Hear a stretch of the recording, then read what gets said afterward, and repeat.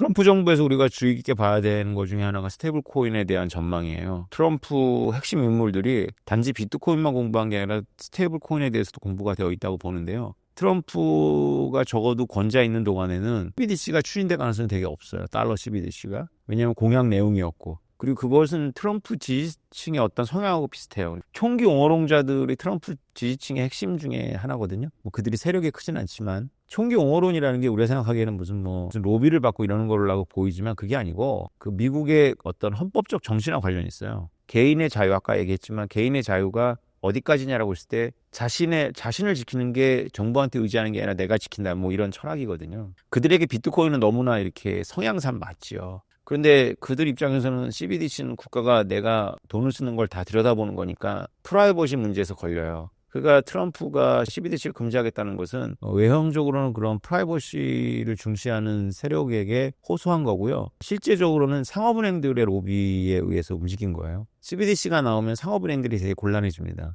왜냐하면 중앙은행은 은행들의 은행인데 중앙은행이 대체대조표의 부채란에 개인들을 쭉 나열한다는 거거든요. 개인들은 원래 중앙은행의 고객이 아닌데 리테일 CBDC 경우 중앙은행이 개인들을 고객으로 삼는 거예요. 개인이나 기업을. 이러면 내가 스마트폰으로 달러나 원화 CBDC 받았는데 그걸 다시 내가 신한은행이나 하나은행에 넣어놓을 필요가 없잖아요. 이자도 거의 안 주는데. 그러면 그걸 당좌예금이라 그러는데 신한은행이나 하나은행은 당좌예금이 없는 거예요. 통계에 따라서 다르겠지만 은행은 어떤 장사를 하는 거냐면 고객들이 당장 찾을지도 모르는 당좌예금을 기본으로 해가지고 장기 대출을 합니다. 그게 가능한 건 뭐냐면 한꺼번에 찾지 않거든요.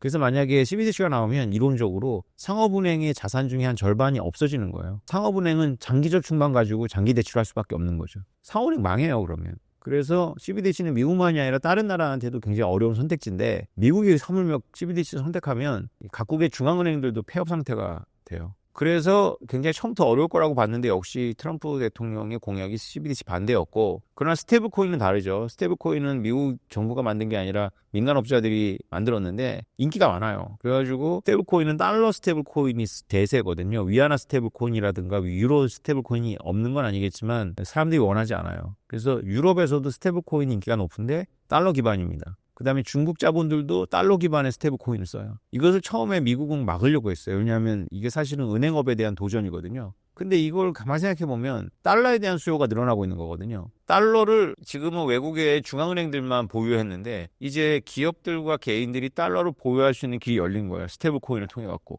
그래서 미국은 굳이 그거를 막을 생각을 하지 않을 가능성이 높아요. 그런 맥락에서 미국이 달러 수요가 증가하니까 부채를 갚는다는 건 좀 황당한 이야기지만 부채 때문에 생길 수 있는 달러의 어떤 신인도가 하락하는 것은 막을 수가 있겠죠. 달러에 대한 수요가 폭발적으로 늘어날 테니까요. 그 정도 생각하시면 될 것 같아요.